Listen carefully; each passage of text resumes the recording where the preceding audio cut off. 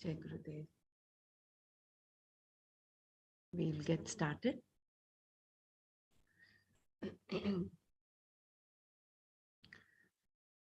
Om Sadashivasamarambham Shankaracharya Madhyamam Asmadshri Guru Paryantam Vande Guru Paramparam.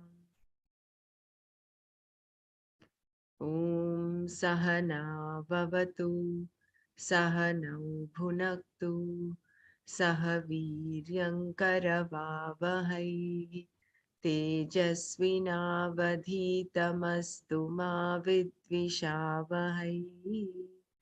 Om Shanti Shanti Shanti. Narayanam Namaskritya Naram Chaiva Narottamam Devim Saraswatim Chaiva Tato Jayamudirayet.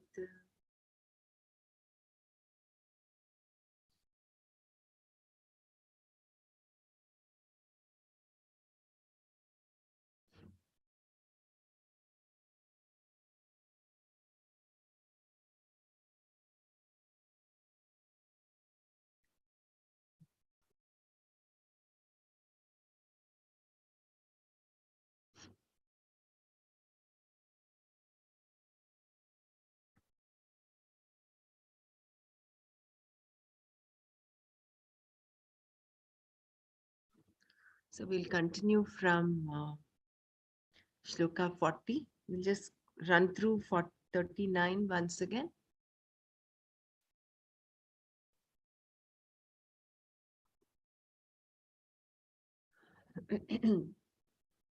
Atmanyevakhilam drishyam pravilapya dhiya sudhihi bhavayeda bhavaya bhavayedekamatmanam nirmalakashavat sada.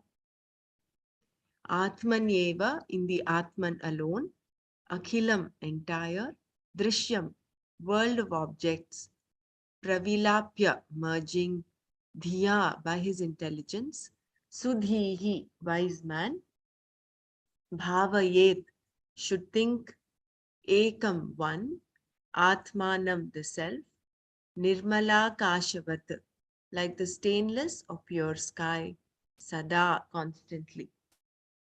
The wise one should intelligently merge the entire world of objects in the Atman alone and constantly think of the self ever as contaminated by anything as the sky.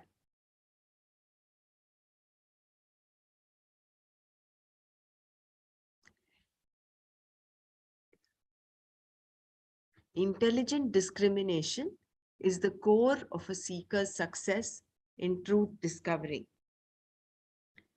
When he has realized the supremacy of the self, does the outer world exist for him? If not, why is it so? How does it happen? The pure intellect, in its light, of discrimination, has brought for the seeker the truth experience. In that light of discrimination, if we analyze and withdraw ourselves completely from the matter envelopments, we should thereafter have no more occasion to mourn over the past, agitate at the present, or worry for the future. There can be no more any wrong perceptions of the truth for us. When we cross over the frontiers of our dream experiences, the dream world with all its things merge into our own mind, and the same dreamer now rediscovers himself to be the waker.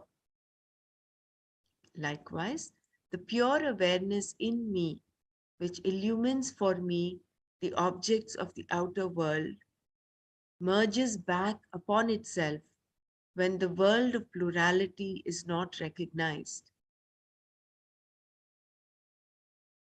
When the mind is single pointed, it has no accommodation for anything else. Just as the dream world has gone back and merged into the very mind that dreamt the dream, so too the world of perceptions ends in the experience of the Atman, the illuminator of all finite experiences.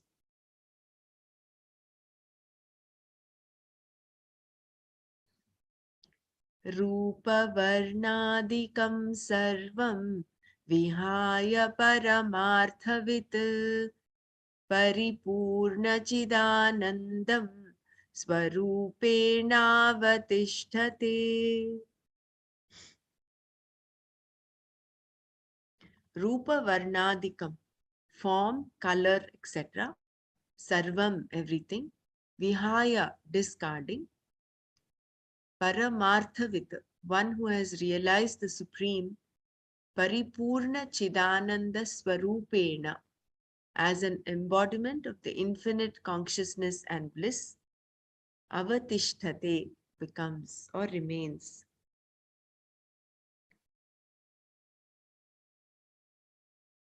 Let me just log in through my 1 minute.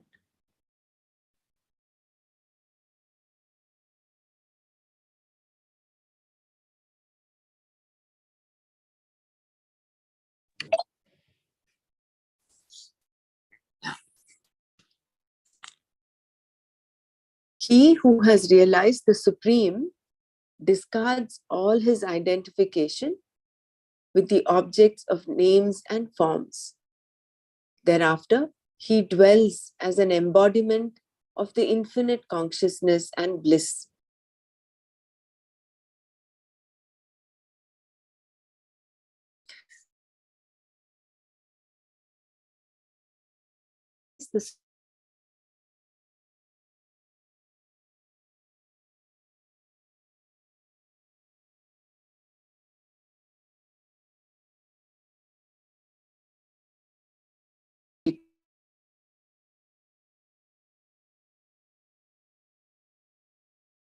But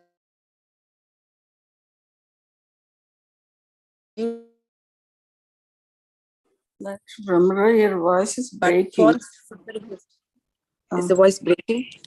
Yeah. Is it okay? 1 minute, just give me 1 second. Okay.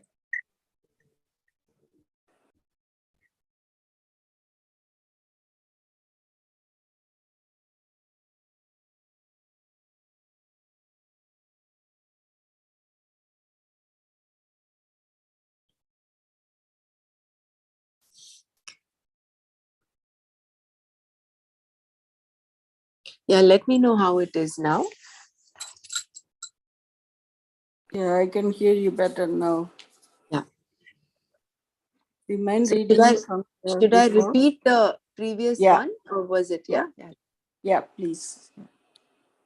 So he who has realized the Supreme discards all his identification with the objects of names and forms.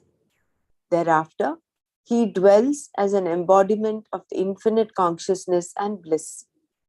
He becomes the self. The way to realize the Supreme and to be ever in the experience of the infinite consciousness and bliss has already been explained. The only path is single-pointed meditation. When, by constant practice of meditation, one has become an experiencer, knower of the Paramatman, Paramatmavit, to him are no more the illusory multiplicities which were but false superimpositions upon the substratum, the self. The world of names and forms has merged into the substratum, and the knower of the self becomes the knower of the Supreme Self. Paramatma-vid, himself an embodiment of the infinite consciousness and bliss. The dreamer cannot see, experience, or understand the waker. The dreamer at that moment himself becomes the waker. No more are the dreams for him. He has awakened to a brighter, clearer, ampler world of the waking state consciousness. Just as the dreamer has ended his dream on waking up, so too all the perceptions of the world recognized by the limited ego ends when it realizes the supreme state of pure consciousness. He becomes himself the Brahman.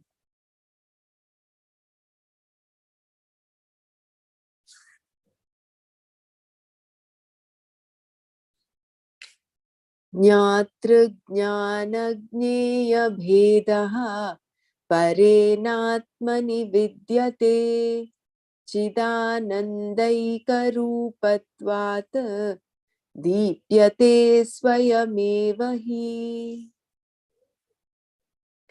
No, Jnatr, knower, Jnana, knowledge, Jneya, object of knowledge, Bhedaha, these differences, Pare, supreme, Na, not, Atmani, in the self, Vidyate, is, Chidanandaika Rupatvat, because of the being of the nature of knowledge and bliss, Deepyate, shines, Swayam, by itself, Eva, alone, He, verily.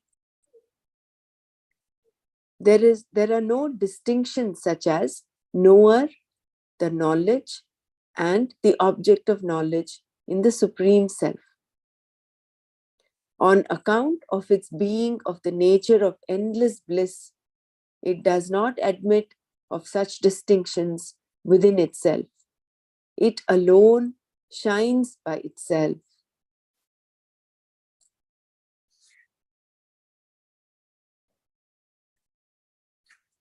The intellect is capable of perceiving only objects other than itself. And so all our knowledge is constituted by the knowledge of things other than ourselves. An intelligent life in this world, in terms of our lived experiences of knowing things, is possible only by a contact of the experiencer with the objects of experience. A world of objects is as much necessary as the subject who is the experiencer. And between the experiencer and the experienced, a certain relationship should remain, which is called the experiencing. Without these three fundamental factors, the subject, the object, and the necessary relationship between the two, no experience is possible at our present condition of body, intellect existence. Being non-dual, homogeneous, and eternal, the self cannot suffer in itself any distinctions such as the subject or the object. And therefore, every seeker comes to ask, how will I then realize or experience the self? And with what instrument will I experience it when I have transcended the body perceptions, mental feelings, and intellectual thoughts? Transcending these known equipments and their fields of objects, if there be the truth, who will realize it and by what instrument? The answer is that the self is the very consciousness by which all thoughts, feelings, and perceptions are illumined. And when all these are eliminated, to know knowledge, no other knowledge is necessary. Self is knowledge itself. It is consciousness itself. When all the furniture is removed from a room in the daytime, what happens to the sun? It illumines on itself, whether there are objects or not.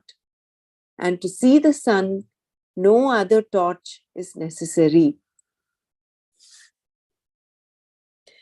This is so much like the Vishwarupa that Arjuna is seeing, isn't it? For him, he is experiencing the Vishwarupa, so he's perceiving that as an object. He is the subject, and the process of experiencing the whole process, it is the experiencing. He's experiencing the Vishwarupa. So that is, he's only looking at the complete manifestation of Jagat in Bhagavan.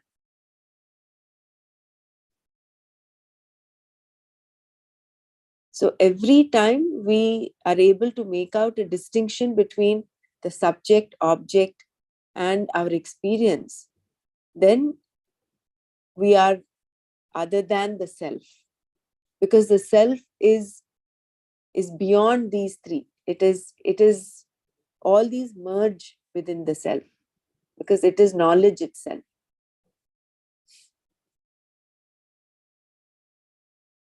And such a wonderful example that Swamiji is given: when all the furniture is removed from a room in the daytime, what happens to the sun? It illumines on itself, whether there are objects or not. And to see the sun, no other torch is necessary. Yeah, there is the footnote is here. Yeah, no other knowledge is necessary. Here the term knowledge is used to mean instrument of knowing. Refer Swamiji's discourses on Gita chapter 13. Carefully read the portion explaining the jnanam in that particular context. Yeah, so there's another cross reference that he's given. Yeah, so those three merges into one, right? The Correct. experiencing and the experience, The process of experiencing. Yeah. They all merge into one. Just like how in the dreamer, as long as we are in the dream world, the dreamer, the objects of what he has created, and the experience of the dream are all very real for him, for us. I'm talking of me as being the dreamer. But upon waking, there is all that merging. It is merging into the waker. Right. They all just... It's not there anymore. Yeah. It's not there anymore. Exactly same thing happens when we drop the body, right, Kamaraji? Yeah. Same thing happens when, with this one-pointed discrimination, with the pure intellect, when we are able to experience the self, I shouldn't say experience the self, rediscover the self, when we have not stopped the identification, dropped the identification with the different matter envelopments, the body, mind, intellect. They are all like the furniture in the room. When we've removed all that, what remains is just bright sunlight. That's it. Nothing else is required. Same thing will happen exactly when we drop the body, as the dreamer comes out of its dream. So same thing, our jiva soul will feel that it was all the dream that happened in last, for us it is 70, 80 years. But it was like a nimish matra dream for that soul. Correct. What we are going through just now, it's like a dream for that the moment the body gets dropped. Right. Does it happen that way, or Jiva still wants to be in the world? That depends on your vasanas.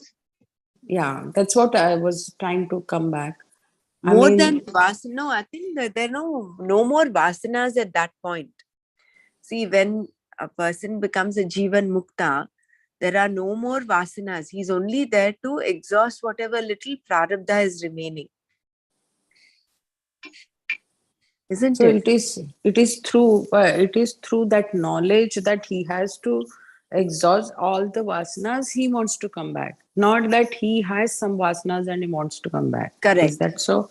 Correct. Um, He would not really. have any more vasanas. Hmm. He's beyond that by then. But would he have the knowledge of the self then? Yeah, we're talking of a person who has realized himself. When Acha. Okay, okay, we're okay. talking of a person who is realized. We're not talking of a Realized. Okay, person. okay, We're not okay, talking of a seeker. We're talking of okay, a okay. Person. Paramatma Okay. with. Yeah. All right. Okay, okay. I missed that part. Sorry. Yeah.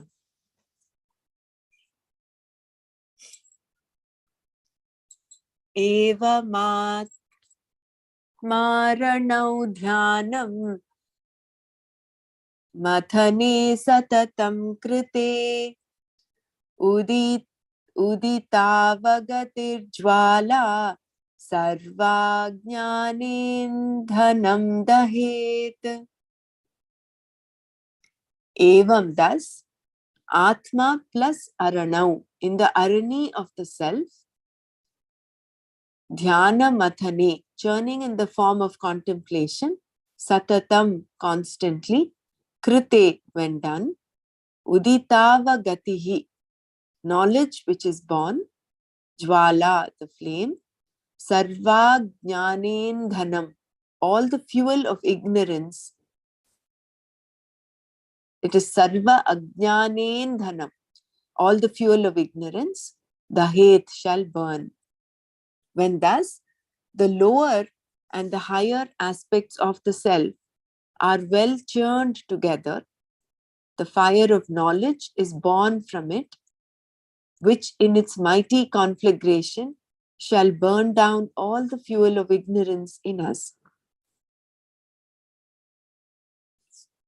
When there is a constant churning of knowledge, dhyana mathana, in you of the right idea that you are the self and not a combination of the mere body, mind stuff, when such constructive thoughts that can lead you to the goal are consistently nourished by you in meditation with single pointed devotion, when you churn out the fire of knowledge in yourself by a process of right understanding and discrimination by your own intellect, then in that revelation and experience of your own self as absolute bliss, ignorance fades away.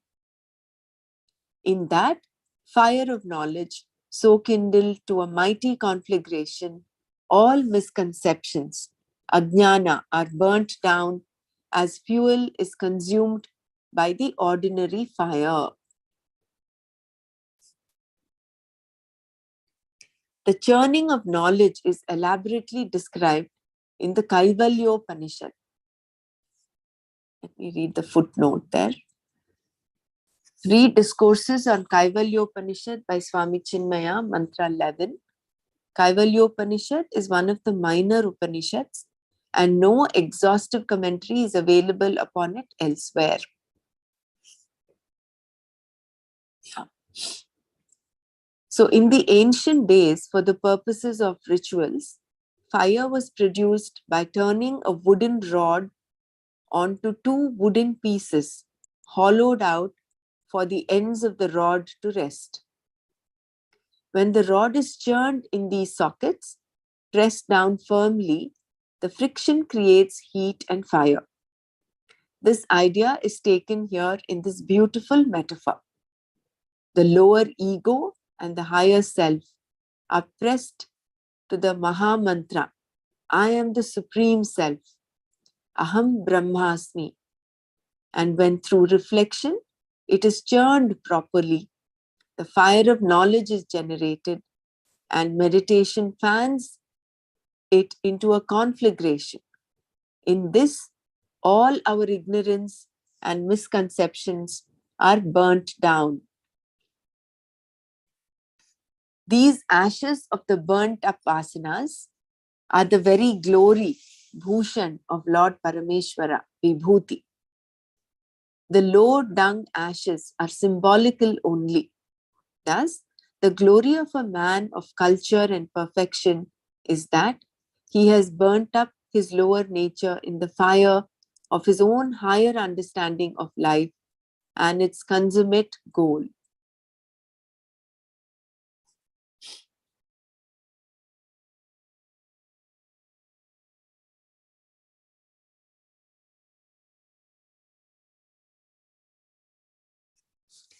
अरुणेनेव बोधेन पूर्वसन्तमसे हृते तत आविर्भवेदात्मा स्वयमेवांशुमानिव.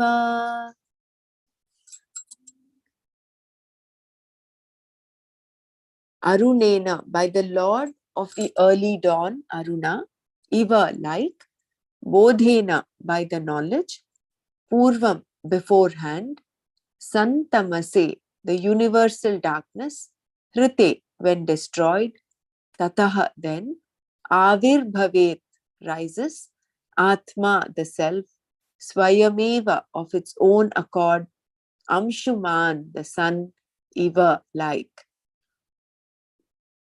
The Lord of the early dawn, Aruna, himself has already looted away the thick darkness when soon the sun rises. The divine consciousness of the self rises when the right knowledge has already killed the darkness in the bosom.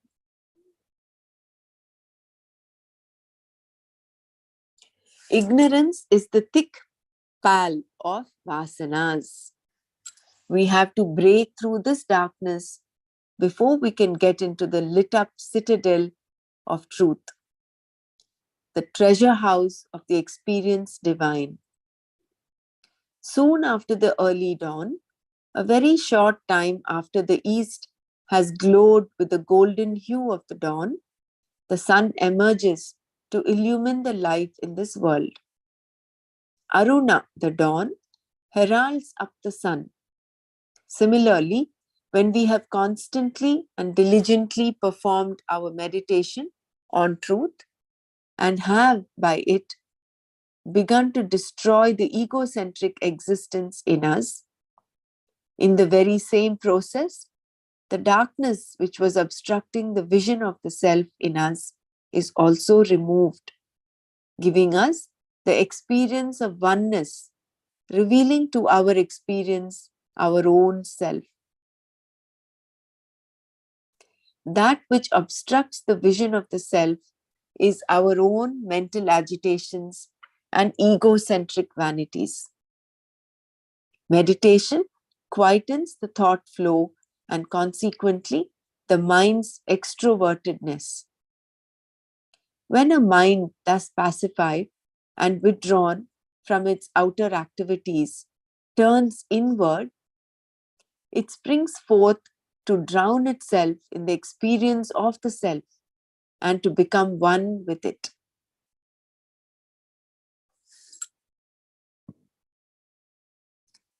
So what we have to do is from manaha, we have to turn inwards and do the namaha, reverse of that.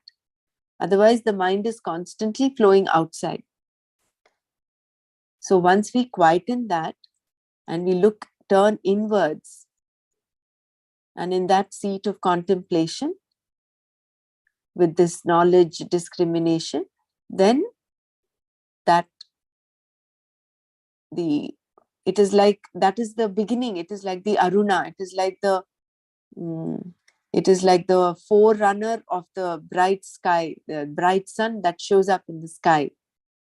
With that knowledge, when we continue with that, then the bright sun rises, and then you're illumined by the knowledge of the self. Atma tu satatam praptopi apraptavad vidyaya Tannashe praptavad bhati swakanthabharanam yatha. Atma, the self, tu, verily, satatam, always, praptaha, the reality that is present, api, yet, apraptavat, is not realized, avidyaya, because of ignorance, tannashe, on the destruction of ignorance, praptavat, like an object newly gained, bhati, appears, swakantha bharanam, the ornament of one's neck, yatha, just as. Atman is an ever-present reality, yet, because of ignorance, it is not realized. On the destruction of ignorance, Atman is realized. It is like the missing ornament of one's neck. Knowledge lies veiled by ignorance. Ajnanena avritam jnanam. No one can give a dreamer his experience as a waker. The dreamer himself is the waker. Similarly, there is no need to acquire or create a new personality in me to get into the higher realm of experience. I am ever the eternal, infinite bliss. If, however, I am not that already, and if I have to build up that new condition for me, then listening to the study of the reflection upon and the meditation on the Upanishadic texts are the means prescribed. Yet, we cannot say that because of these practices, Atman is created. If experience of the self is due to the sadhana, then when the sadhana, the cause ends, the experience, the effect must also end. What is created must die and end. The infinite, therefore, cannot be created as a result of the sadhana. The self is ever with us. We only recognize it when the causes for its veiling are removed through constant and sincere sadhana.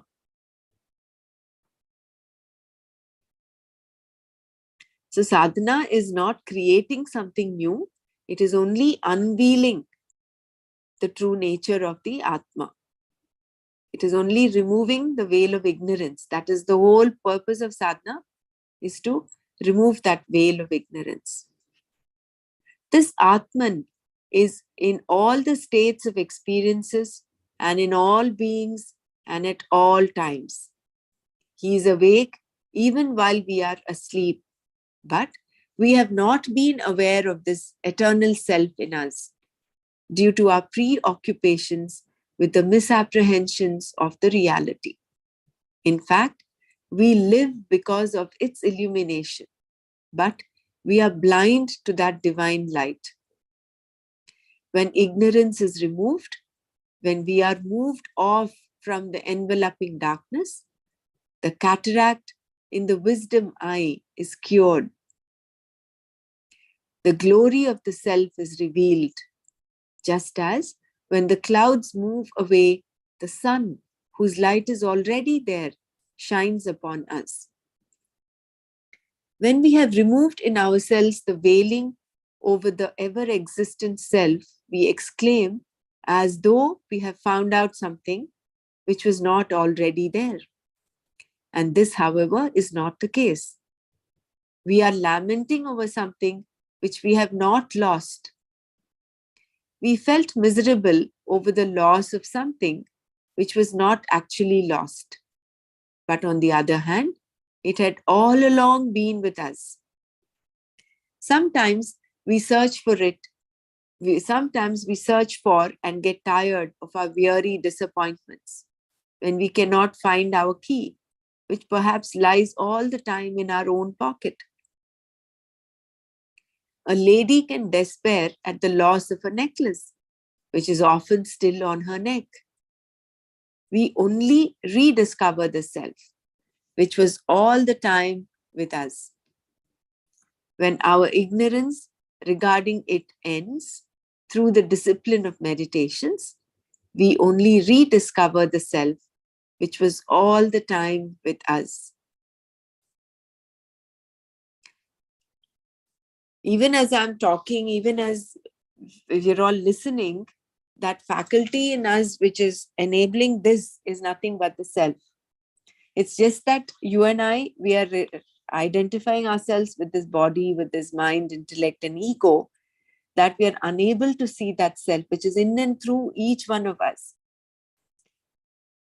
It is there, alive and kicking. It is only that we are so enveloped with our own identification, wrong identifications. Yeah. So Yeah. once ahead. that is removed, we only rediscover the self. Yeah. So, but that's the thing, like to leave the identification with the body, mind, all the senses. Oh, gosh. But still That is acting that the is the best chap. 100%, isn't it? Huh? But still acting in the world, in the family, in the profession, giving our best 100%. Right. There you cannot show your dispassion and all that.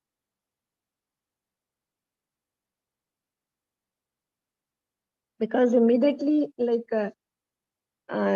cannot detach yourself from your family and your duties and your profession and all. No, you have to act in the world fully 100%. Of course.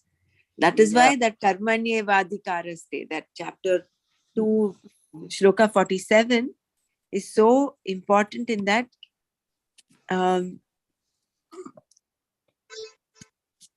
we continue. There is no room for inaction. But more things that bind you, then it's not going to help to achieve that, right? I mean, you can be everything, you take care of everything, but then you have to detach from everything also But slowly. And No, yeah, what actually happens, I believe, is there's no kartrutva, there is no doership, right? The jiva has to transact in this world. There's no choice. We have taken this body, so transaction will happen, but there is no doership. When there is no doership, then obviously, then you are actually abiding in the self and still just transacting, because you have come in this world with this body, you will transact with absolutely no doership. So there is no karma bandhan to be attached to anything, right? Because then the true Very jnana deep. karma sannyasa happens. So you can just watch it. You can like acting in a play and doing the role and then going when it's time to go. I think Like how Maharaj said, Gurudev is right now. yeah. All these enlightened souls are all in that space. They are just watching everything happening. It's drama for them. I think with sadhana that comes automatically. Then we won't feel, oh, my attachment is still there, my family is there. Yes, everyone is family and we'll transact. It's like walking on the razor blade, actually. No, the things I think have it's to like happen. walking on the clouds. Yeah. You'll be walking so lightly where you're not attached, nothing attaches to you, and you're not affected by anything. You're free from, like Vijayji said, the Expectations. doership. Yeah. See, when you're not the doer, you're not also the enjoyer. So you're relieved from both kartrutva bhavana and the bhoktrutva bhavana. Both are not there. So you do, like Swamiji keeps saying, Swami Dayananda, you do what has to be done.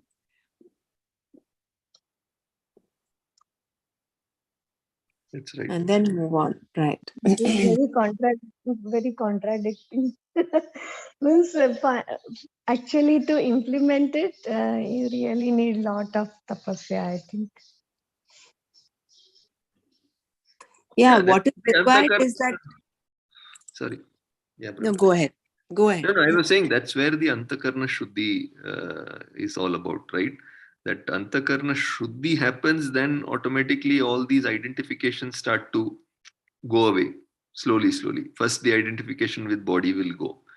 Then slowly mind, intellect, memory, ego. And then, then that's it. Then you're shining through the self.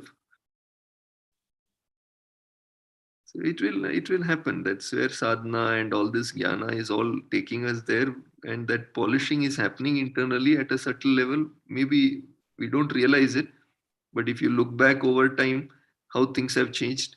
Same way in this journey, it's happening in the background. A lot of things are changing automatically. That dispassion, detachment, all that is happening automatically.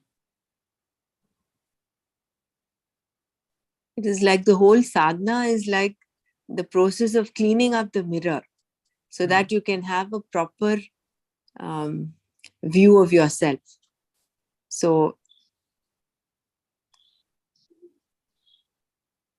and for that, all those, the 4 pillars of knowledge are important. Viveka, Vairagya, Shamadhi, Shat Sampatti, And mumukshutva. and Mumukshutva. That one pointed that. That is why Swamiji has mentioned it is that one pointed meditation, one point, that pure intellect with intelligent discrimination. So all these are important. These are the tools with which you remove the veil of ignorance. And the first step is to have that strong faith that, yes, this is what I am. Right now, maybe at an intellectual level, which is okay. But then slowly it has to transcend the intellectual level and become experiential. So that's where all these tools will help us. But we have to believe, yes, I am more than this body, mind, and all the other sheets. Like I'm beyond that. Yeah, I'm just reminded of what Ramana Maharshi had mentioned, how knowledge, see, all this knowledge is required to a certain extent. But even this, like how when we wash off soap, knowledge is like the soap that we use to clean our body. But ultimately, even the soap has to be washed out. So he compares knowledge to how the water in the mirage, it does not really quench your thirst. Similarly, to a jnani, even this knowledge is similar, is equated to that. So ultimately, even this knowledge has to be dropped. It will be dropped once you realize the self, because it has no use, because you are knowledge. Yeah, recently in one of the interviews, Gurudev says, no, like he says he doesn't read too much or anything, but knowledge just flows. It is there. It's there in the cosmic. Access is there for everyone. Right. Yeah, we are not able to tap into it, but he is able to tap into it as and when required. It just comes to him. Right? Yeah, I think it's a journey. It will happen. So We have to beautiful, believe it no? will happen. Sorry. Yeah, these discussions are so precious because see, now all of us, we are doing sadhana, satsang, seva, and knowledge sessions, everything. But such manana and such discussions really elevate us. Otherwise, that also becomes a kind of merry-go-round, no? Need to sometimes ponder over all these things the way we are doing it now. Otherwise, it is a higher kind of merry-go-round, intellectual merry-go-round. You'll end up having a spiritual ego, Yeah. and you'll identify with that. And that itself is a bondage again. Correct. Because So it that is is not why, the aparoksha anubhuti, no? yeah, that is why Gurudev says time and again, there is actually nothing you need do. You just have to relax. Come back to that innocence. Correct. No? Yeah, when you do that samadhi meditation, you just nothing, you know, don't Feel non-doing so anything. soft inside, no? You feel very Yeah. So soft. And, basically, we are not doing anything. mm, That's the more you think about more thoughts, then that's going to be a problem. So even the thoughts had to go. And I mean, I know initially they say the thought comes, you're not going to do anything with it, but then the more and more we do it, and it will, the thoughts also lessen, and hopefully that create, you know, gives this realization. So everywhere, you know, you read any, you know, all these different Maharishis or this text, Gita, all everything, you know, pointing towards that only one thing, right? I mean, single pointed meditation. Meditation. Of course, before that is the preparation for that. yeah. Sthanau purushavad bhrantya krita brahmani jivata jivasya tatvike rupe tasmin drishte nivartate. Sthanau, in the post, purushavat, like the man, bhrantya, because of delusion, krita is made, brahmani, in the Brahman, jivata, the jivahood, individuality, jivasya, of the jiva, tatvike rupe, the real nature, tasmin, in the self, drishte, where seen, nivartate, is destroyed. So let me just read this one once again. Sthanau purushavat bhrantya krita brahmani jivata jivasya tatvike rupe tasmin drishte nivartate. Brahman appears to be a jiva because of ignorance, just as a post appears to be a ghost. The egocentric individuality is destroyed when the real nature of the jiva is realized as the self. In delusion alone can we imagine and recognize a post to be a ghost.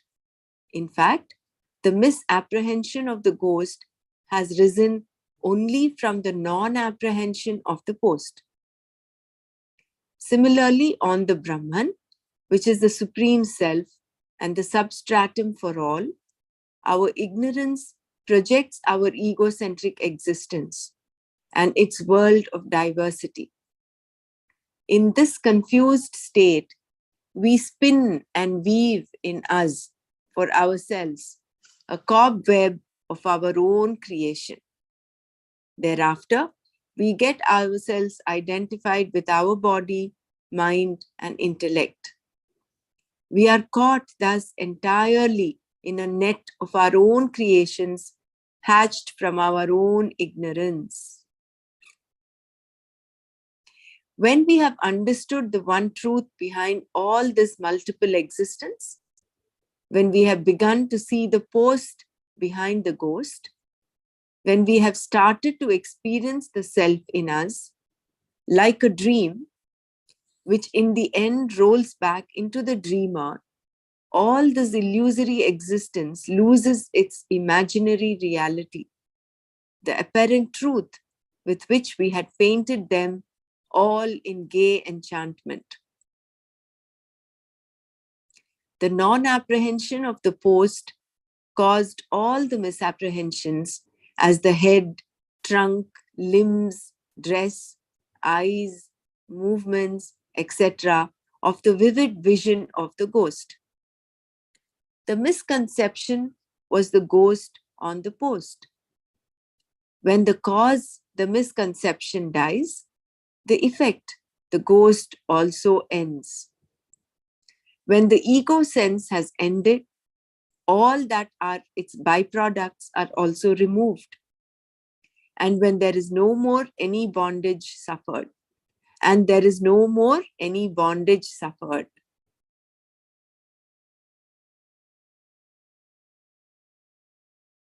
So beautiful. Can we read that one more time? Yeah. Yeah, please. The last paragraph, you mean? Or the Yeah, whole thing? when we have understood one truth behind, from that. 1 second. Yeah, when Yeah, we have yeah. understood the one truth behind all this multiple existence, when we have begun to see the post behind the ghost, when we have started to experience the self in us, like a dream which in the end rolls back into the dreamer, all this illusory existence loses its imaginary reality, the apparent truth with which we had painted them all in gay enchantment. Actually, I will read the first para also. This is so beautiful in that this is how we create all these stories in our own minds. No? The world is as we perceive it. Is We're this all, where it starts in the beginning? yeah.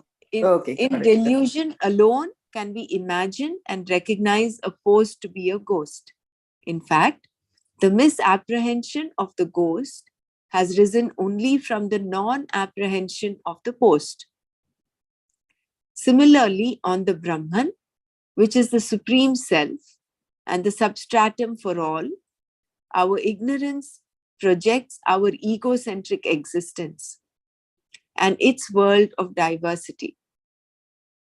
In this confused state, we spin and weave in us for ourselves a cobweb of our own creation. Thereafter, we get ourselves identified with our body, mind, and intellect. We are caught thus entirely in a net of our own creations, hatched from our own ignorance. So this our own ignorance here could imply the vasanas with which our causal body is made of, the ignorance that is made of, and then the stula sukshma, the stula and uh, um, the sukshma shariras are born, and therefore each one of us is a set of our own bundle of vasanas, and with this we look at the world and we weave and create our own stories in our mind. That is why it is said, when you look at the world, it is, if you look at the world as it is, without any non-apprehension, you see the world as it is, as mithya, there is no stress at all. You are a realized soul. But the problem is we have a colored glass in front of our eyes, which is nothing but our own ignorance, our own bundle of vasanas, ragas, and dveshas. And through this, we see the world. And therefore, that creates the stress. That is what is causing the misapprehension. So when we have understood the one truth behind all this multiple existence, when we have begun to see the post behind the ghost, when we have started to experience the self in us, like a dream, which in the end rolls back into the dreamer, all this illusory existence loses its imaginary reality, the apparent truth with which we had painted them all in gay enchantment. The non-apprehension of the post caused all the misapprehensions, as the head, trunk, limbs, dress, eyes, movement, etc., of the vivid vision of the ghost. The misconception was the ghost on the post. When the cause, the misconception dies, the effect, the ghost also ends. So here the cause is what? The cause is the misconception. So ajnana is the cause. So when the ego sense has ended, all that are its byproducts are also removed. And hence, there is no more any bondage suffered. So all the sanchita, all that bundle also gets just eliminated. So what remains is only a little bit of whatever prarabdha is there. And that's it. Because all these are byproducts of the ignorance.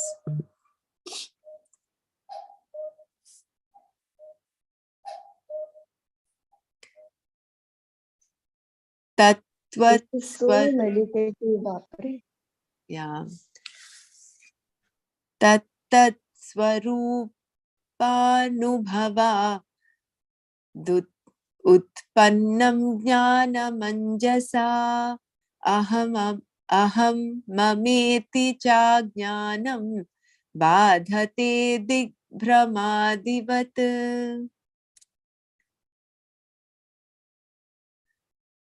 Tattva swarupa anubhavat, by experiencing the true nature of the self, utpannam, produced, jnanam, knowledge, anjasa, instantly, aham, I, mama, mine, iti, thus, cha, and, ajnanam, the ignorance, badhate, destroys, digbramadivat, like the wrong notion about the directions. The ignorance characterized by the notions I and mine is destroyed by the knowledge produced by the realization of the true nature of the self. Just as right information removes the wrong notion about the directions. The experience born out of the knowledge and experience of the reality in an individual immediately and instantaneously destroys the ignorance, ajnana, which gave rise to the wrong notions in him of a false ego earlier. This wrong conception of a limited, colored, distorted personality has been the cause for the agency of action and for the notion of possession, the I and mine in everyone. I'll read this once again. This wrong conception of a limited, colored, distorted personality has been the cause for the agency of action and for the notion of possession, the I and mine in everyone. When you feel confused as to the directions in a new town, Can I ask you something on yeah, this I and mind stuff? yeah, You know, I've been thinking, oh, I have to do this. You know, how many times it comes up in your head, right? Oh, I had to take care of this problem. I mean, at home, you know, like our work or whatever. So I know Vijayji mentioned like Kartrutta Bhavana, right? So how you get rid of this I part of it in that, I know, to remind yourself. You say it at one time, is it's all in the uh, without that attitude part, and every time you don't remember it.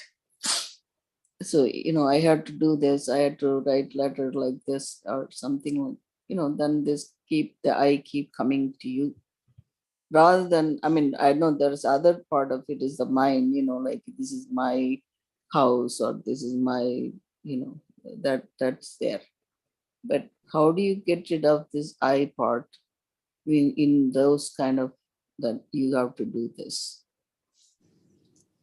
that I think list? the Mhm. attitude of karma yoga would uh, Yeah, that's be why I'm talking required. about.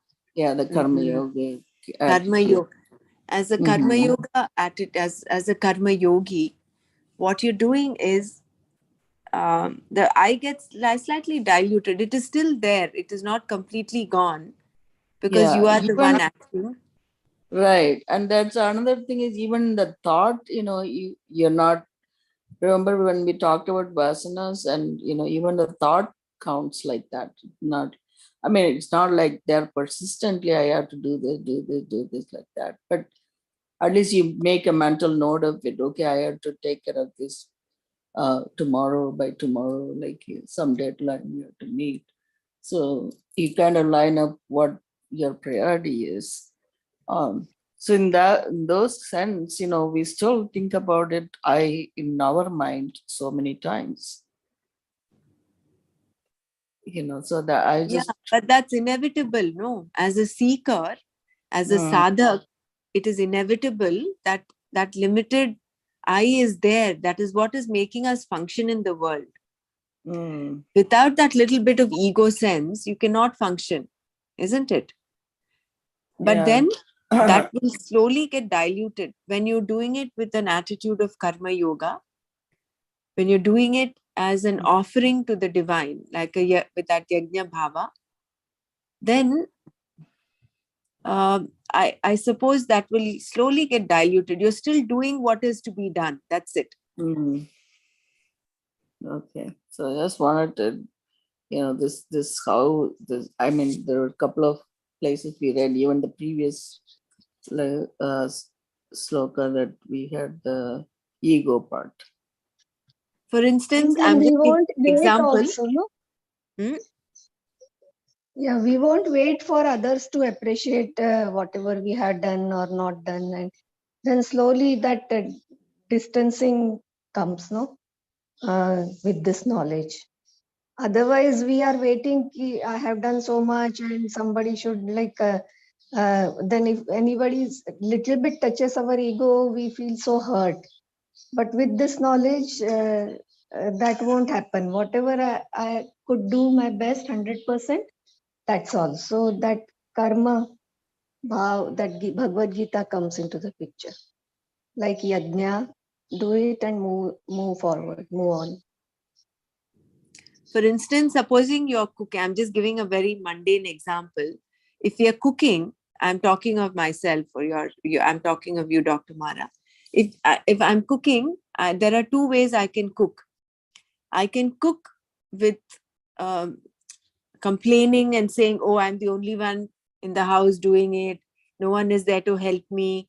I can do that with that rigid ego sense of Yeah, I, or yeah, I can do it with an attitude of saying, "Why I'm doing it as an offering. I'm do it. It becomes you're doing it out of yeah. I a get that. change, shift in the attitude." Yeah, it's you can say that I am, I have the opportunity of cooking for Exactly. this person or something like that. Yeah, we can You think can like do it that. happily. Mm. Yeah. So, but then in your mind, like it comes to you so many times in a given day. So that is not, you can prevent it, right? That's what I'm trying to find out. Correct. Yeah. Yeah. So you can even, when we are reading all this Mahavakyas, it doesn't come as even the Brahman is, we say is that, like third person way. So are we not going to say ourselves that, and I mean, so I But just then curious. the very Yeah, fact that Dr. Mara, you're yeah, able to identify that the I is coming up. If yeah, somewhere there is that witness consciousness, no, you're able to yeah, see that the I is showing up, the ego is right. showing up. Mhm. So I think with constant practice of meditation, the more and more you come to that witness consciousness, that space of witness where you witness everything, including the the ego sense coming up. Yeah. Mm. So when that is an uninterrupted witness consciousness, that is when we are in that self-realized mode. Yeah. Till that time, it is inevitable, just like how thoughts come out in the mind, just like how we go through feelings and emotions, just like how there are waves in the ocean. These waves, which are nothing but the mind, intellect, and the ego manifesting in different forms, they will continue to rise and fall. But our Yeah. connect is with what? Are we connecting with the wave, or are we connecting with the ocean? So the more and more we revel in the ocean, in the depths of the ocean, then doesn't matter if these little waves are rising and falling. They will come and go, but you continue to remain. I think that is, that's how I kind of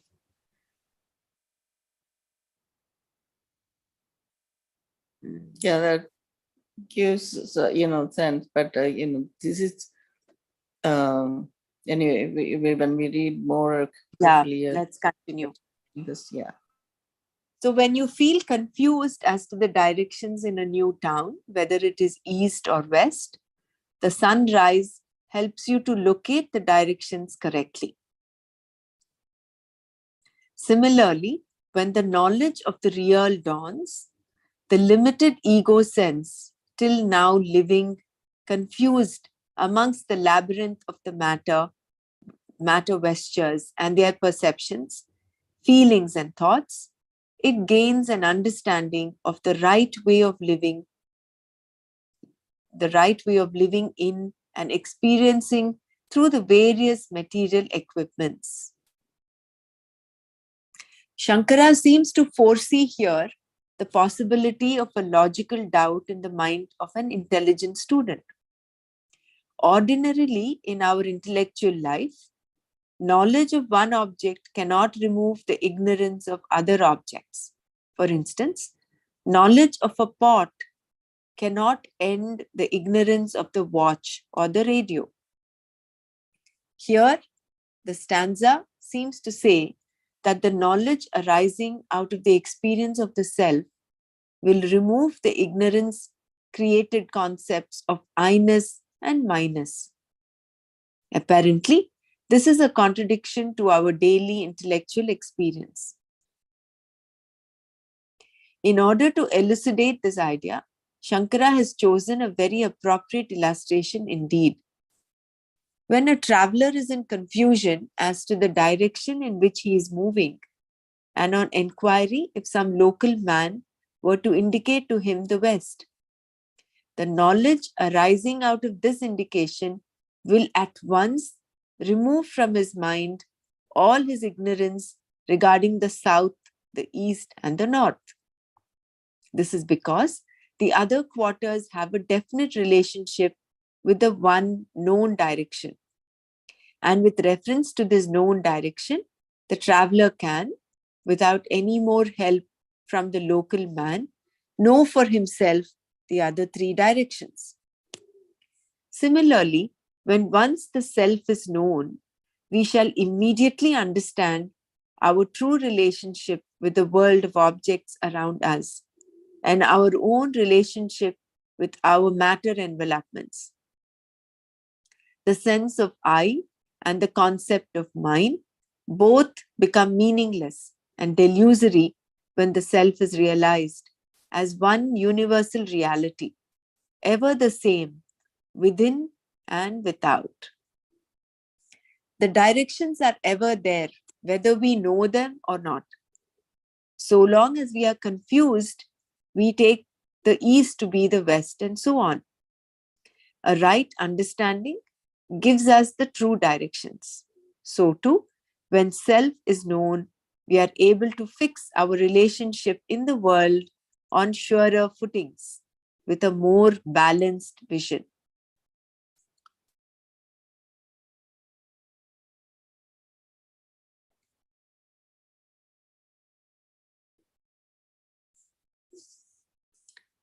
Samyak vijnanavan yogi swatmanyevakhilam jagat ekam cha sarvamatmanam ikshate jnana chakshusha.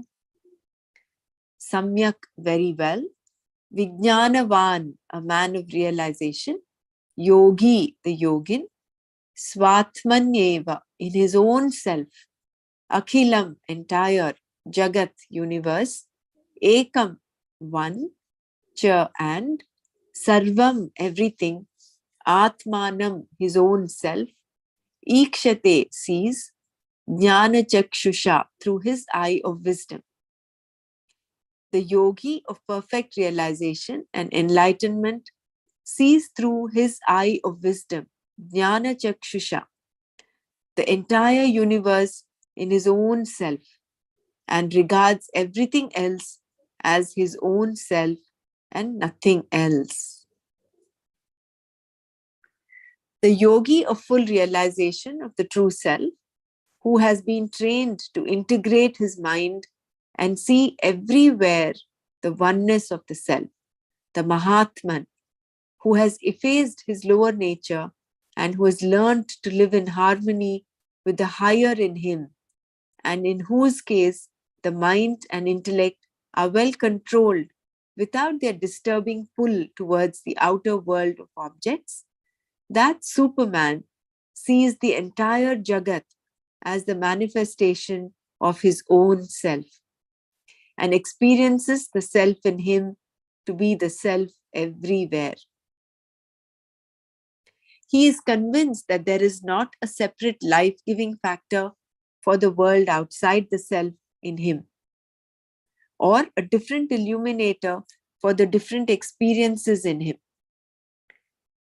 When the eye of wisdom is opened, just as the oneness of gold is realized in all the ornaments, the supreme reality alone is experienced to be the all-pervading in him and out of him, here and everywhere. When the ego, which has kept him in bondage, the Jivatman, which seemed to be laboring under limitations, is blasted to smithereens with the current of the self-knowledge in him, he becomes a man of total and absolute fulfillment. The purpose of his life is achieved. The truth of his existence is realized. The reality in him is experienced.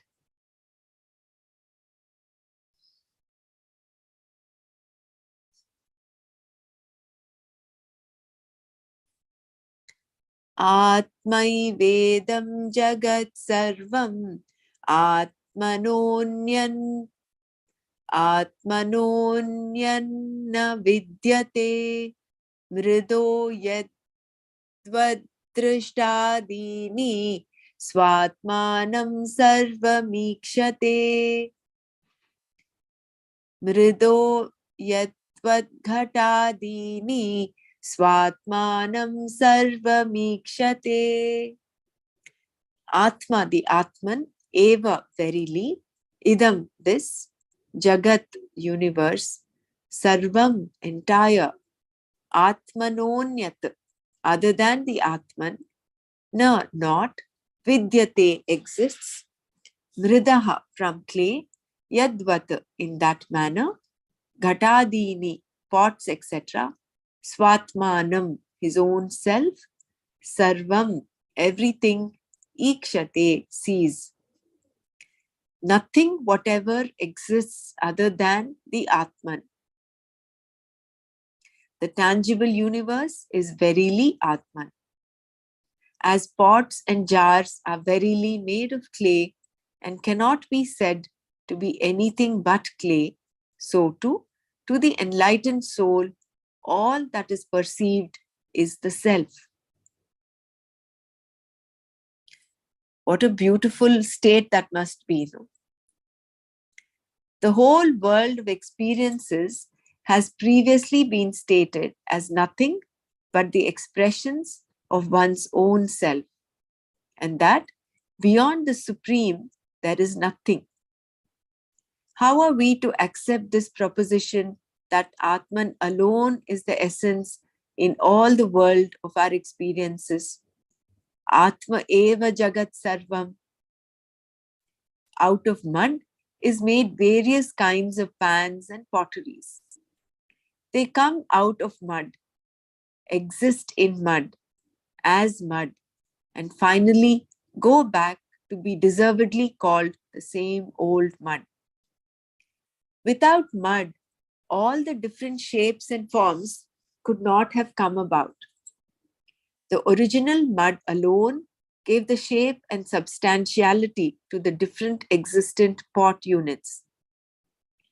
Just as there is no separate existence for the mud pans and pots apart from the mud, just as the waves in the ocean are the same as the waters on which they have risen up, so too the self alone is the reality which has given shape and life to the world of names and forms. And this is rightly understood by the man of wisdom, the enlightened soul. The ordinary folk who have no greater purpose in life than to direct their energies towards a hunt for the fleeting pleasures from the world of objects cannot so easily recognize the subtle presence everywhere. I will read this again. The ordinary folk who have no greater purpose in life than to direct their energies towards a hunt for the fleeting pleasures from the world of objects cannot so easily recognize the subtle presence everywhere. The infinite rising from the infinite pervades and envelops the entire finite. The multiplicity is but a projection upon the one eternal infinite.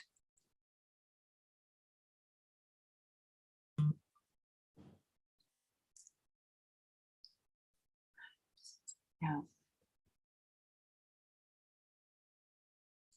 We read something Jeevan. like this in Gita, right? Like the multiple projections. Yeah, this is The like matra sparshastu kaunteya. This is one, and dhyayato vishayan pumsa. All this, the moment we direct our energies towards a hunt for fleeting pleasures. right. Yeah. And this multiplicity of is but projection upon the entire infinite, eternal infinite, like, so all this jagat, all this world thing is just a projection upon this eternal infinite. It's like the dream. No, in the dream, we're projecting a huge world out there. But all of it is there, it's coming out of the dreamer. And once you wake up, it all merges within the wake. The waker is nothing but the dreamer there. It's only that veil of ignorance. So once you realize it, they all merge into this.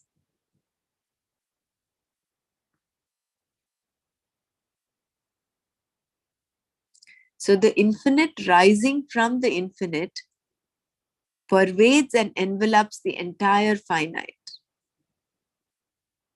If we look at the Vishwarupa that Bhagavan is showing Arjuna right now, so he is pervading in and through all those various forms, all those various infinite number of mouths and bodies and stomachs and eyes and teeth and whatever. He's in and through that. So that is the worldly expression that Vishwarupa Yeah. is.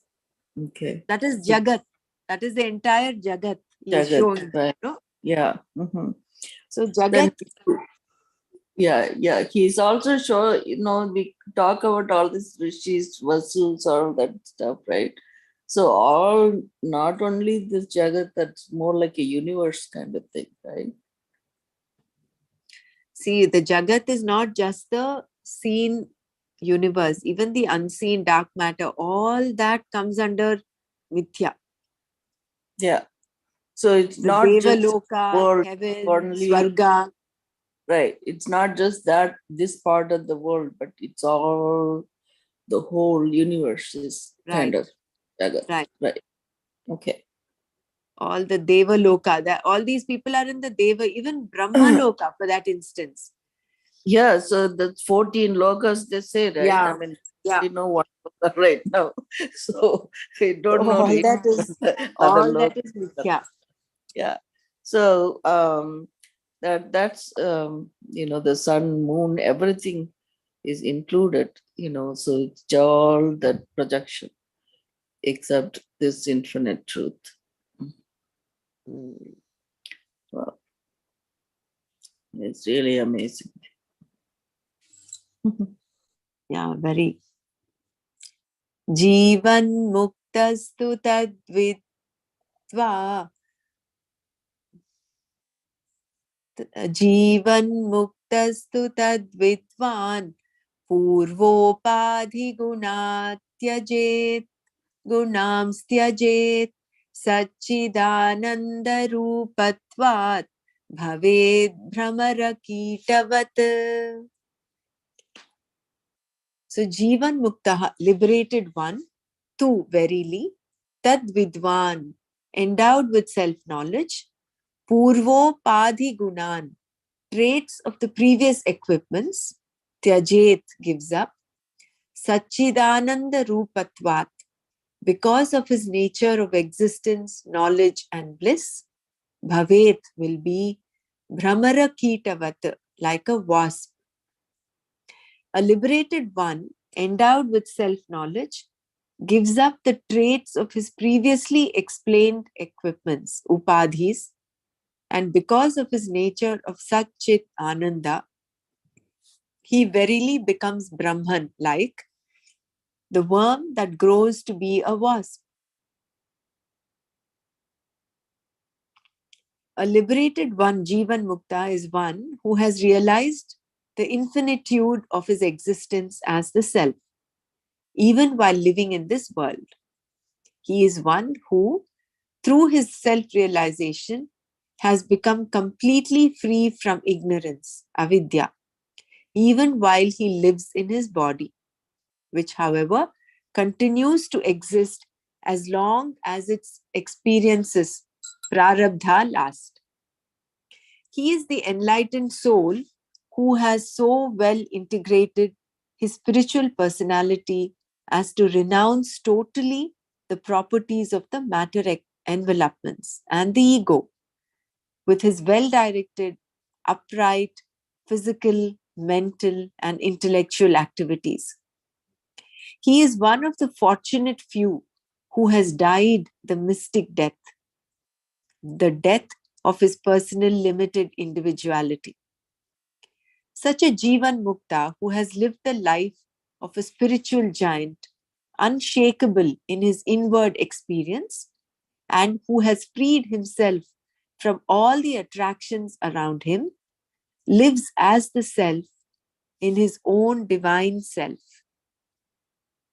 For him, there is no question of any bondage from the earlier described gross, subtle, and causal bodies, upadhis. He who is the knower of the Brahman becomes the Brahman which he was asserting all through his years of meditation, just as the worm becomes a wasp.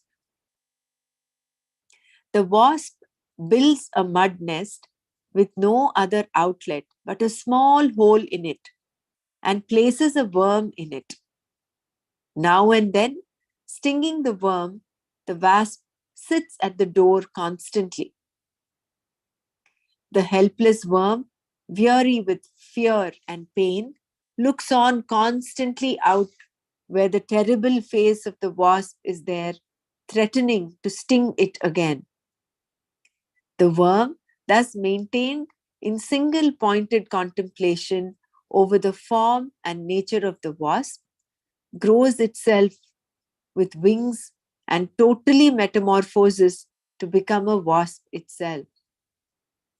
Similarly, through his negation of matter and his assertions of the spirit, when the yogi for years meditates upon the divine nature of the self, the egocentric limited individuality in him drops off its worm existence and becomes itself and become itself of the nature of the life principle, the self.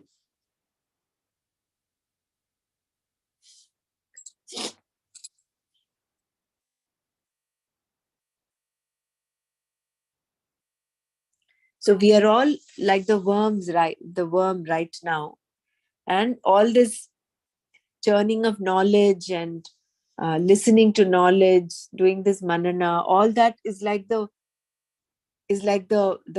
wasp stinging the worm, and we're constantly looking at that.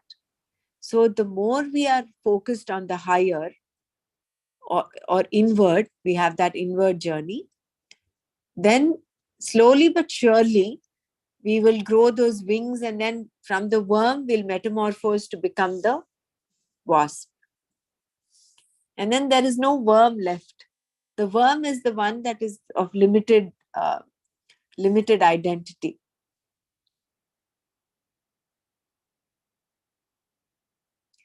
Tirtva moharnavam hatva ragadveshadi rakshasan yogi shanti samayuktaha atma ramo virajate. Tirtva, after crossing, moharnavam, the ocean of delusion, hatva, killing, ragadveshadi rakshasan, the monsters of likes and dislikes, yogi, the yogi, shanti samayuktaha, united with peace, atma ramaha, one who revels within himself, virajate, shines. After crossing the ocean of delusion and killing the monsters of likes and dislikes, the yogi who is united with peace dwells in the glory of his own realized self as an Atma Ram. When the transformation is complete and the individualized egocentric jiva has rediscovered its pure nature as the eternal self, it crosses over all delusions which represent the non-apprehension of reality, that is, the causal body. The mental impressions gathered in his individual existence all through his entire past together constitutes the ocean of delusion or ignorance. Through the process of meditation, when the yogi reaches the effulgent experience of the self, he has no doubt crossed all non-apprehensions of truth and therefore also all his misapprehensions about himself. This is possible only when the devilish forces of likes and dislikes are destroyed and eliminated within the individual seeker's bosom. Having crossed over the ocean of delusion and having destroyed all the monsters, rakshasas, of negative tendencies, showed by the mental equipment in an individualized self, the meditator enters the realm of the self to rediscover for himself the voiceless peace which he has but temporarily lost. Self is of the nature of peace, auspiciousness, beauty. Shantam, Shivam, Sundaram. And this experience of the self, the eternal, is permanent. And he thereafter ever lives in himself an unbroken experience of endless peace and bliss. He is the one who revels in the Atman, Atma Ram. This crucial word Atma Ram, poetic in itself, is highly suggestive to a student of the Indian Upanishads and the Hindu classics. Shankara, a master of the Hindu traditions, brings the entire story of Ramayana to pack up the words of this stanza firmly into its mighty beauty. Valmiki, who wrote Ramayana, not only wanted to give to his readers a complete picture of an ideal man living all possible conditions, but he has also his own lived experience of the self to express. Valmiki was no mere author and publisher. He was essentially a man of realization, a champion of the scriptures. This inner symbolisms and significances of the Ramayana are generally lost sight of by the students, who are charmed away by the minute beauties in the workmanship of his pen. Shankara in his stanza hints at the deep significance of Ramayana taken as a whole. The very name of the hero of this great classic is significant and suggestive.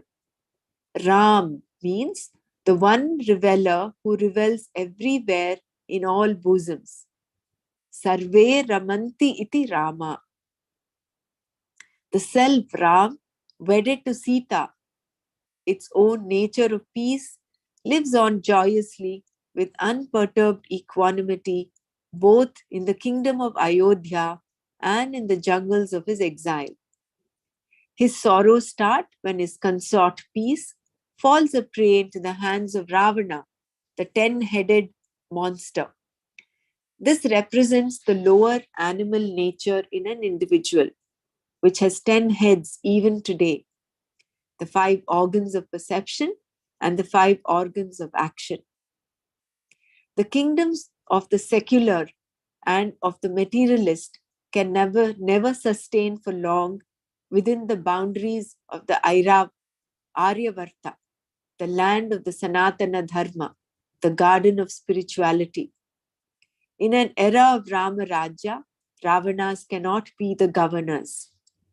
Rama, then seeking for his consort, has necessarily to cross the ocean, reach Lanka, destroy the demonic forces, and rediscover Sita, his lost peace. Shankara mentions in the stanza that the ocean to be bridged over is the delusory attachments and fascinations, and the forces that array themselves against Ram are the negative tendencies which are natural in a deluded mind. When the inner personality is purified and rehabilitated, peace, the eternal consort of the self, is regained. Thereafter, the man of realization rules over the kingdom of life from his capital called the effortless Ayodhya.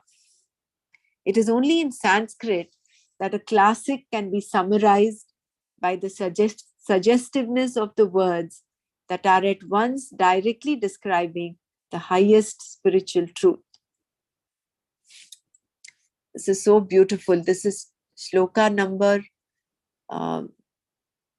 50, no? We did 50. I think we'll do 50 again tomorrow and continue Atma Bodh tomorrow.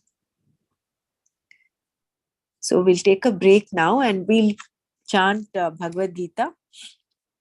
So Madhuri ji, are you ready to chant? Yes. Yeah, just let me just share the screen.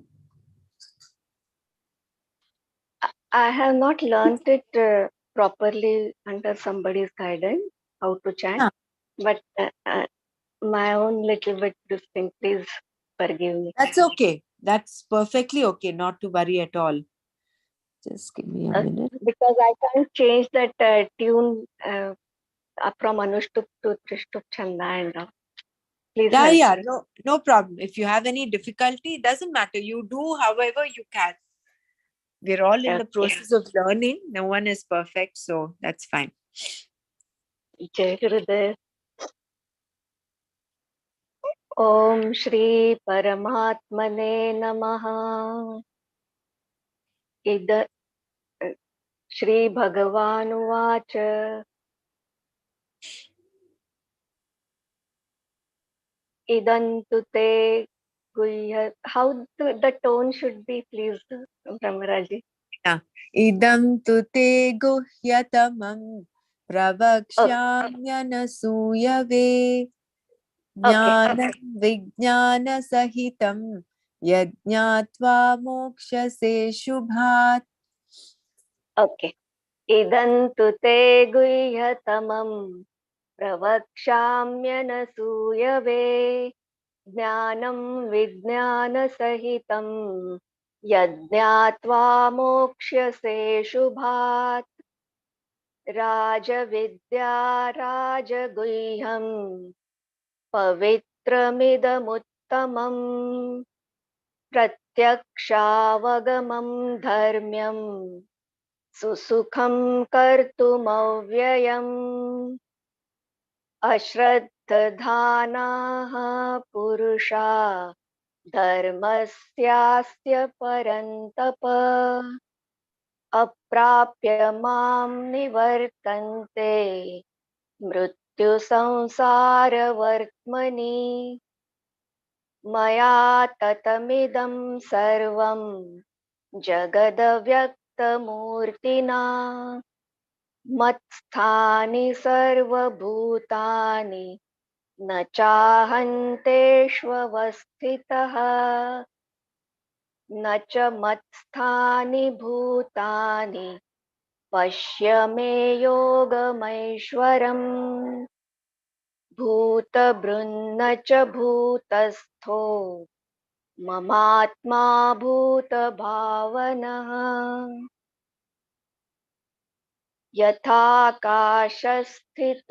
नित्यम् वायुः सर्वत्र गो महान् तथा सर्वाणि भूतानि मत्स्थानीत्युपधारय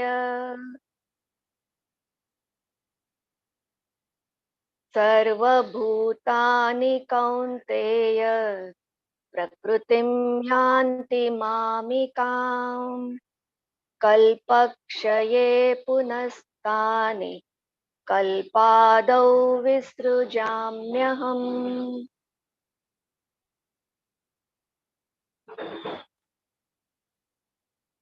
प्रकृतिं स्वामवष्टभ्य विसृजामि पुनः पुनः भूतग्राममिमं कृत्स्नम् अवशं प्रकृतेर्वशात्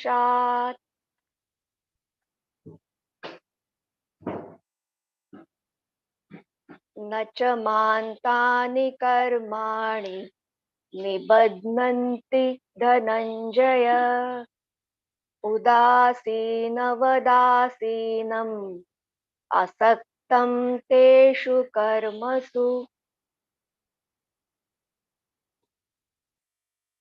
मयाध्यक्षेण प्रकृतिः सूयते सचराचरम् हेतुनानेन कौन्तेय जगद्विपरिवर्तते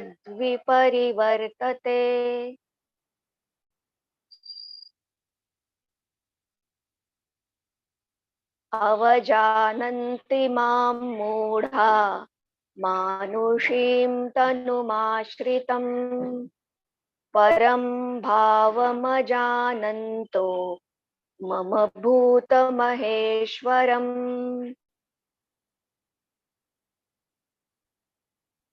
मोघाशामोघकर्माणो मोघज्ञानाविचेतसः राक्षसीमासुरीं चैव प्रकृतिं मोहिनीं श्रिताः महात्मा नस्तु मां पार्थ दैवीं प्रकृतिमाश्रिताः भजन्त्यनन्यमनसो ज्ञात्वा भूतादिमव्ययम्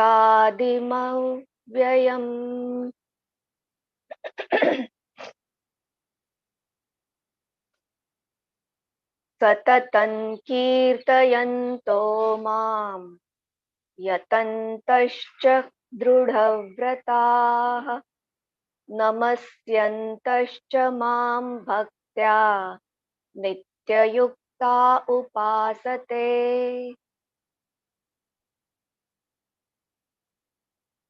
ज्ञानयज्ञेन चाप्यन्ये यजन्तो माम् उपासते एकत्वेन पृथक्त्वेन बहुधा विश्वतो मुखम्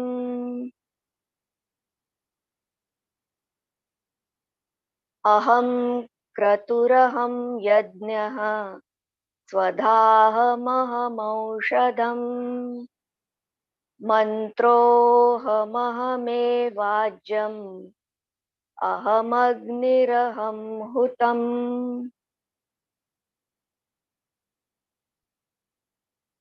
पिताहमस्य जगतो माता धाता पितामहः वेद्यं पवित्रमोङ्कार ऋक्सामयजुरेव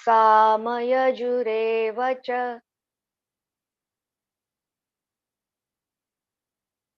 गतिर्भर्ता प्रभुः साक्षी निवासः शरणं सुहृत् प्रभवः प्रलयः स्थानं निधानं बीजमव्ययम्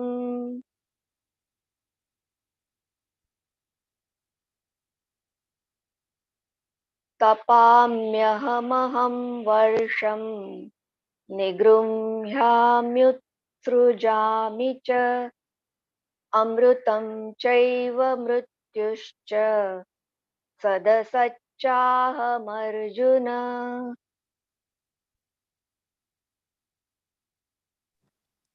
Here it is.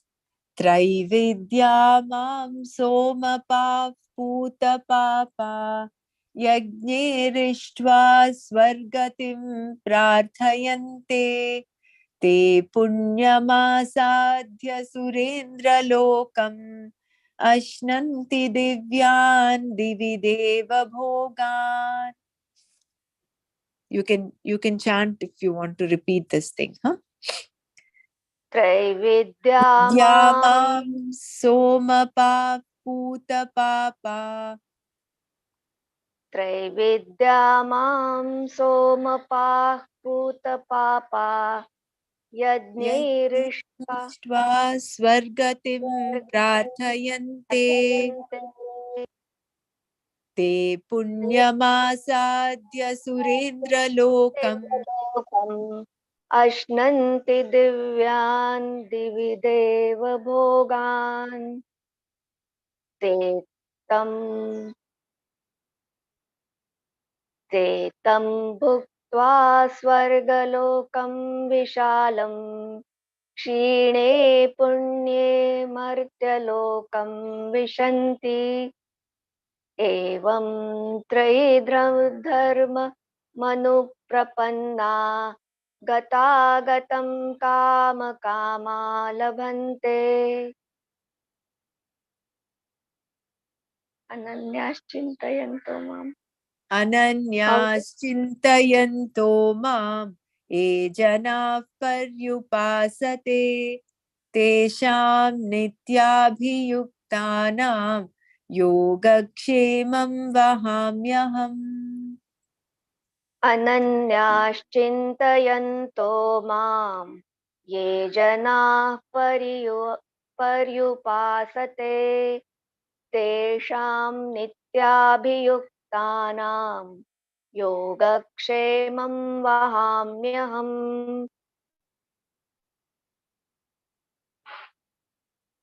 येऽप्यन्यदेवता भक्ता यजन्ते श्रद्धयान्विताः तेऽपि मामेव कौन्तेय यजन्त्यविधिपूर्वकम्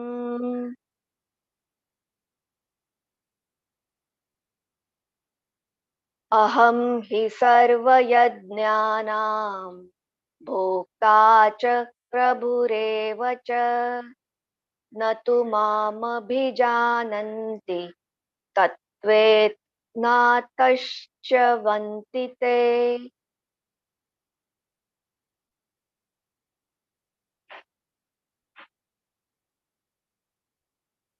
यान्ति देवव्रता देवान् पितॄन् यान्ति पितृव्रताः भूतानि यान्ति भूतेज्या यान्ति मद्याजिनोऽपि माम्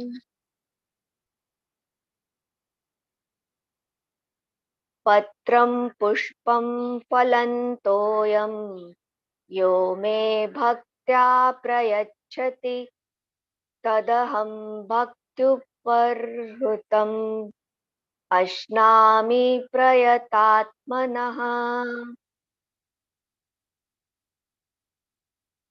यत्करोषि यदश्नासि यज्जुहोषि ददासि यत्तपस्यसि कौन्तेय तत्कुरुष्व मदर्पणम्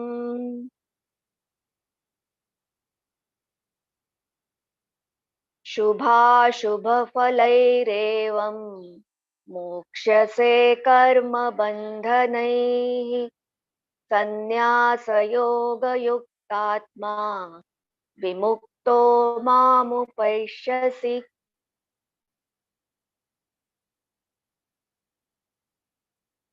समोऽहं सर्वभूतेषु न मे द्वेष्योऽस्ति न प्रियः ये भजन्ति तु मां भक्त्या मयि ते तेषु चाप्यहम्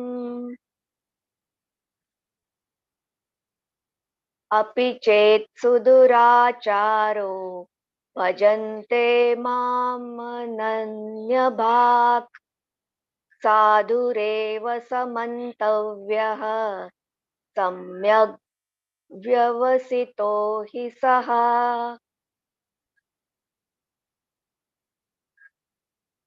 क्षिप्रं भवति धर्मात्मा शश्वच्छान्तिं निगच्छति कौन्तेय प्रतिजानीहि न मे भक्तः प्रणश्यति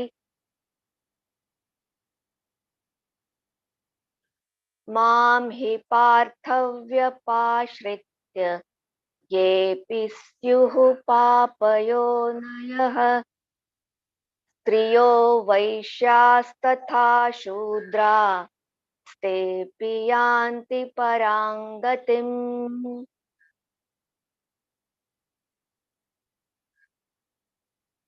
किं पुनर्ब्राह्मणाः पुण्या भक्ता राजर्षयस्तथा अनित्यम् असुखं लोकम् इमं प्राप्य भजस्व माम्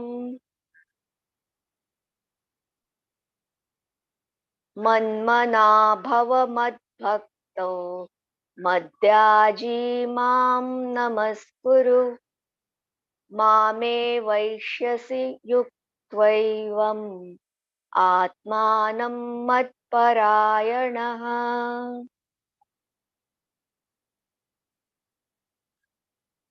ॐ तत्सत् इति श्रीमद्भगवद्गीतासु उपनिषत्सु ब्रह्मविद्यायां योगशास्त्रे श्रीकृष्णार्जुनसंवादे राजविद्या राजगुह्ययोगो नाम नवमोऽध्यायः। श्रीकृष्णार्पणमस्तु। जय गुरुदेव। Jai Gurudev. Sheila ji, are you there to chant chapter 10? Yes, dear. Jai Gurudev. Yeah, Jai Gurudev. ॐ श्री परमात्मने नमः। श्रीमद्भगवद्गीता अथ दशमोऽध्यायः।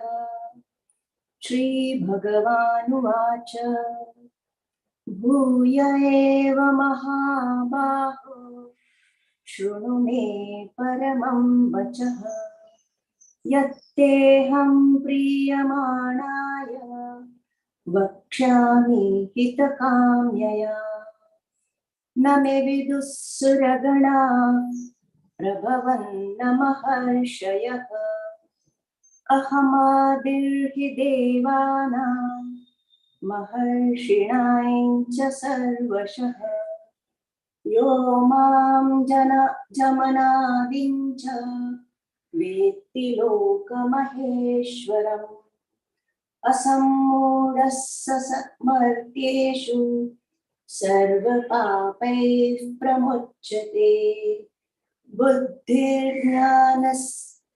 बुद्धिर्ज्ञानमसम्मोहः क्षमा सत्यं दमः शमः सुखं दुःखं भवो भावो भयं चाभयमेव च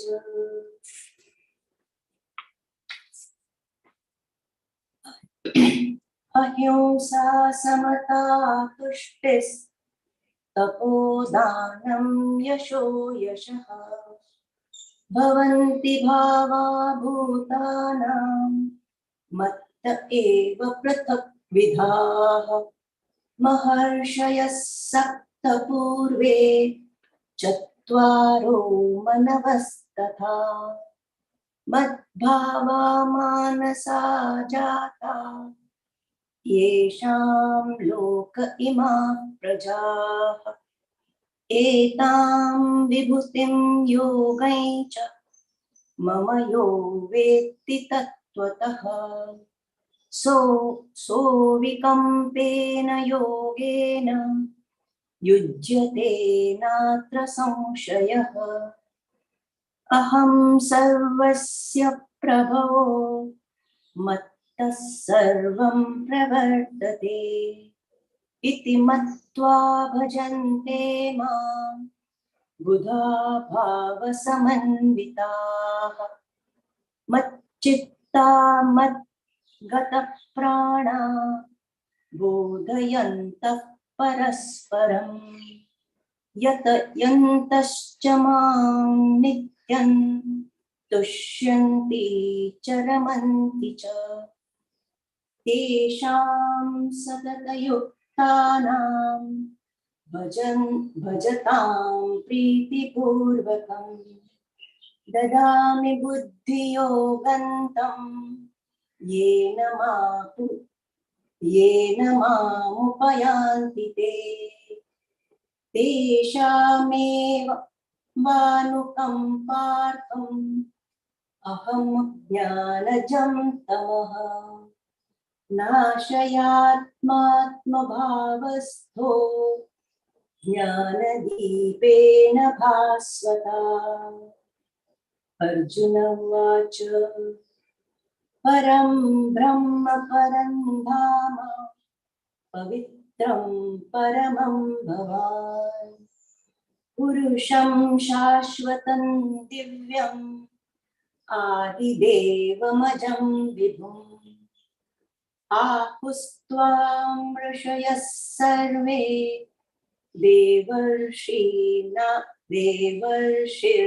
देवर्षिर्नारदस्तथा असितो देवलो व्यासः स्वयं चैव ब्रवीषि मे सर्वमेधृतं मन्ये यन्मां वदसि केशव न हि ते भवन् व्यक्तिं विदुर्देवानदानवाः स्वयमेवात्मनामात्मन् वेत्थ त्वं पुरुषोत्तम भूतभावन भूतेश देवदेव जगत्पते वर्तुमर्हस्य शेषेण दिव्याध्यात्मविभूतयः याभिर्विभूतिभिर्लोकान् इमास्त्वं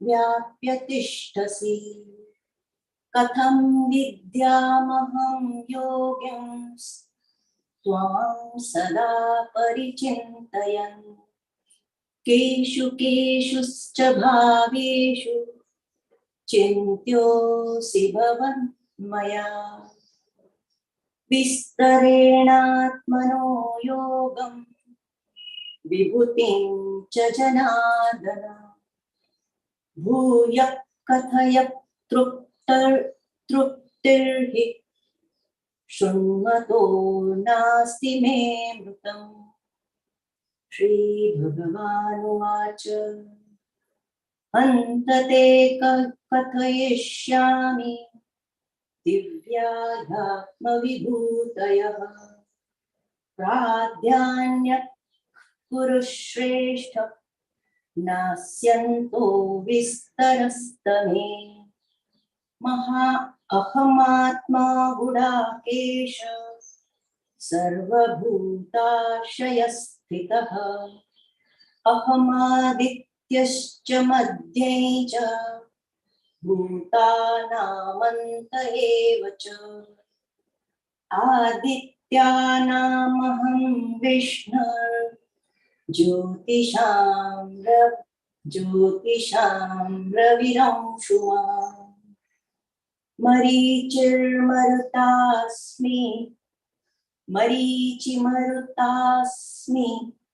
नक्षत्राणामहं शशि वेदानां सामवेदोऽस्मि देवानामस्मि वासवः इन्द्रियाणां मनश्चास्मि भूतानामस्मि चेतना रुद्राणां शङ्करश्चास्मि वित्तेषो यक्षरक्षसाम् वसूनां पावकश्चास्मि मेरुशिखरिणामहम् पुरोधसां च मुख्यं मां विद्धि पार्थ बृहस्पतिम् सेनानीनामहं स्कन्दः सरसामस्मि सागरः महर्षिणां भृगुरहं गिरामस्म्येकमक्षरम् यज्ञोऽस्मि स्थावराणां हिमालयः अश्वत्थः सर्ववृक्षाणां देवर्षिणां च नारदः गन्धर्वाणां चित्ररथः सिद्धानां कपिलो मुनिः उच्चैश्रव समश्वानां विद्धि मामृतोद्भवम् ऐरावतं गजेन्द्राणां नराणां च नराधिपम् आयुधानामहं भज्रन् धेनूनामस्मि कामधुक् प्रजनश्चास्मि कन्दर्पः सर्पाणामस्मि वासुकिः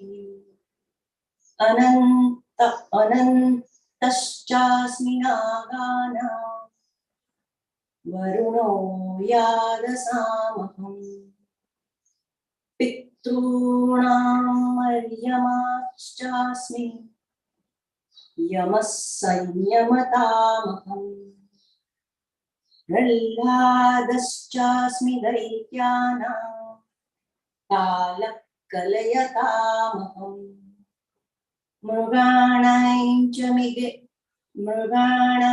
च मृगेन्द्रोऽहं वैतनेयश्च पक्षिणां पवनः पवतामस्मि रामः शस्त्रभृतामहम् झषाणां मकरश्चास्मि स्रोतसामस्मि जाह्नवी सर्गाणामदिरन्तश्च मध्यै चैवाहमर्जुन अध्यात्मविद्या विद्यानां प्रवदतामहम् अक्षराणां मकारोऽस्मि द्वन्द्वः सामासिकस्य च अहमेवाक्षयः कालो धाताहं विश्वतो मुखः मृत्युश्च सर्वहरश्चाहम् उद्भवश्च भविष्यताम् कीर्तिः श्रीर्वाक्च नारीणाम् स्मृतिर्मेधा धृतिः क्षमाः स्मृतिर्मेधा धृतिः क्षमा बृहत्सां तथा साम्ना गायत्री रात्रि छन्दसामहम् मासानां मार्गशीर्षोऽहम् ऋतूनां कुसुमाकरः द्यूतैं चलयतास्मस्मि तेजस्तेजस्विनामहम् जयोऽस्मि व्यवसायोऽस्मि तत्त्वं सत्त्वं सत्त्ववतामहम् ऋषीणां वासुदेवोऽस्मि पाण्डवान् धनञ्जयः मुनीनामप्यहं व्यासः कवीनामुशना कविः दण्डो दमयतामस्मि नीतिरस्मि जिगीषताम् मौनं चैवास्मि गुह्यानां ज्ञानं ज्ञानवतामहम् यच्चापि सर्वभूतानां बीजं तदमहर्जुन न तदस्ति विना यत् स्यात् मया भूतं चराचरम् नान्तोऽस्मि मम दिव्यानां विभूतीनां परन्तप एषु तुद्देशतः प्रोक्तो